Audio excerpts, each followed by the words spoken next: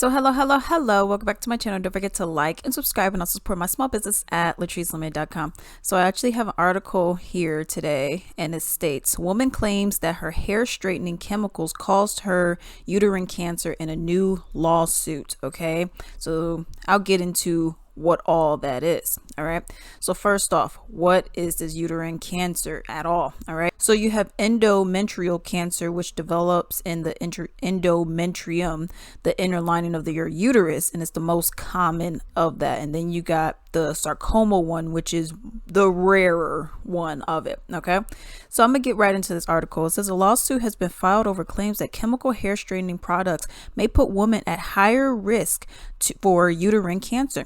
It comes after a recent study found that Black women may be more affected due to their higher rate of use. It says, I am the first voice of many voices to come that would stand up to these companies and say no more, Jenny Mitchell said. Mitchell said she was 8 years old when she began using relaxers to straighten her hair. At 28, she had a complete hysterectomy.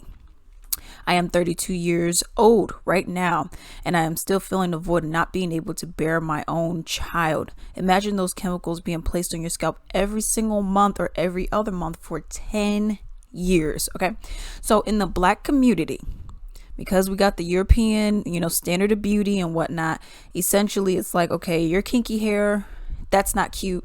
Your fluffy hair, that's not cute. Straight is where it's at, boo. So that's what you have to have. And if your hair ain't straight, what are you doing? There was this whole discrimination with people not even be able to get jobs because of how their hair grew out of their scalp. I mean, even today, we even have laws saying like you can't discriminate, like recent laws saying you can't discriminate, which is ridiculous for something that naturally grows out of your scalp. Okay.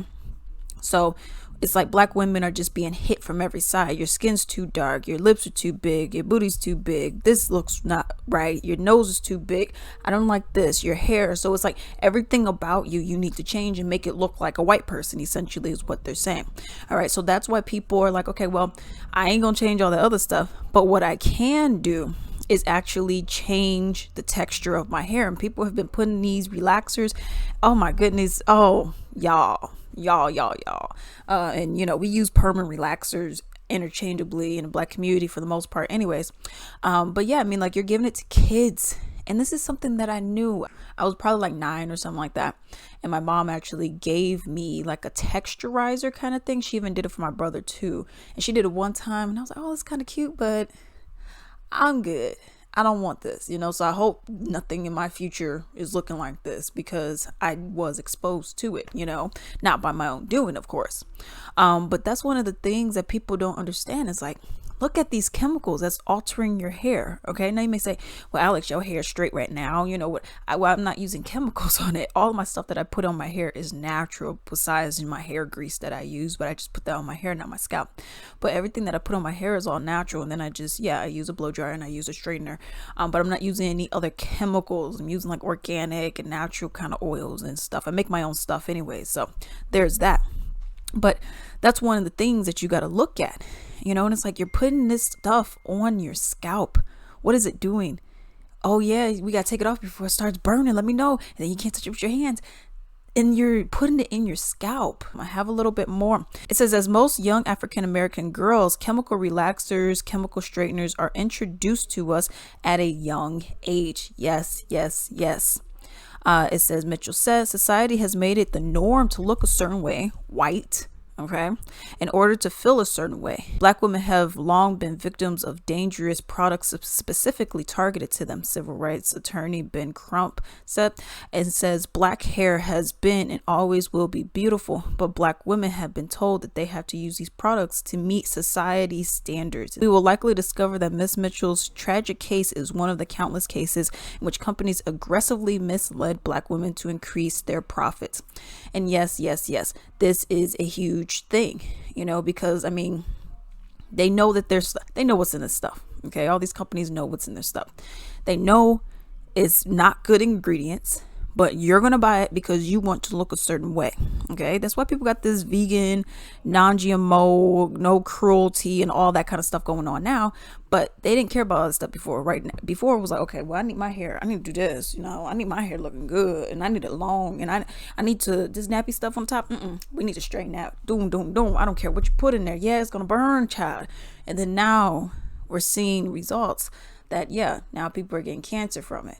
So this is one of the things that I do wonder with, because just because one person gets cancer doesn't mean everyone's going to get it now. Just like with smoking, not everyone is going to get lung cancer because some people's bodies and genetic makeup it's not going to like mutate. You know what I mean? So you have some people who they could smoke 70 years and never have an issue, but then you have the other people, they smoke once or twice and now they got cancer, so everything affects different people differently.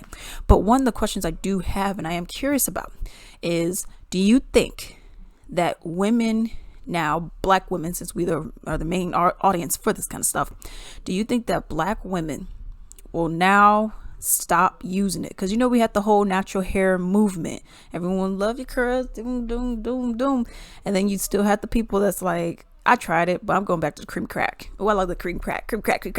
But now that there is a potential risk. You think that black women would then look at it and be like, you know what? We're going to boycott this, or we're just going to stop. Or do you think they're going to be like, well, I like my hair to be manageable. And so that's my question for you all. But for me, just like a little tip.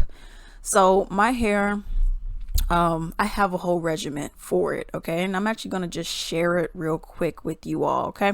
So my hair, looking at it right now, I know you can't see it too well in the camera right now, but it is blow dried / straightened.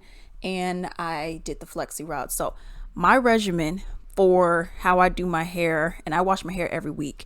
So every single week, and I usually do it on like a Friday or Saturday. If UFC's on and I know it's going to be a good card, I usually do it on like a Friday. So what I essentially do is I wash my hair, and I don't take everything off. I just dip my head over in the bathtub and I got my little handheld thing and I wash. So that's what I do. Okay. Then I dry it a little bit. And then I put in my deep conditioner. I use like a can 2 deep conditioner. I use that. I coat it all around. I have my homemade oils that I put on my hair as well.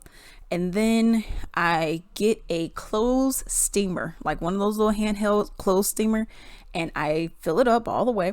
And I steam my hair until there's no more water in there. Okay. Now you could buy those $500 steamers, $200 steamers, or you could get the $20 one that I got. Okay. Then I spritz a little bit of water on top, just a little bit of water.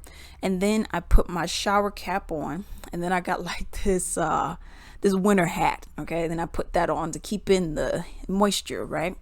And then after about 45 minutes or so, and I take it all off, hop in a shower, I do the, whatever, rinse it out, and then I get out of it. And I'm detangling my hair at the same time I'm oiling it. Okay, so I got my oil and I got my butter mixtures, a little bit of grease in there because it actually does help when I straighten my hair. I notice the difference. Put a little bit of grease in there on my ends and boom. Okay, so then it's detangled. I wait till it dries a little bit and then I go and get my blow dryer. Blow dry it all the way through. Okay, I'm not that great with blow drying, so my stuff ain't looking like, it's a little puffy, but I go and do that. And then I go and get my straightener. And depending on the kind of look I have, I'll either do it one quick pass just to stretch it out. Or if I do want it straight enough, so if I want to clip my ends or something, I'll get it straight, one slow pass. And then I'm good to go. And to get it like this, I use 6 flexi rods on my hair to get it looking like this. And I have it, twist it so that it kind of goes like that. And that's why, and I don't know if you can even see it, but that's why it kind of is falling like that, as opposed to going like that. It's going like that. And I have it on the other side too. And that's it. And I oil my hair once a week. After the main me doing my hair, I then oil my hair once a week. And then I'm done. There's no extra, I may rehydrate it one time depending, but this is how I do my hair because I don't like dealing with it. Okay. And yes, my hair would look the same way.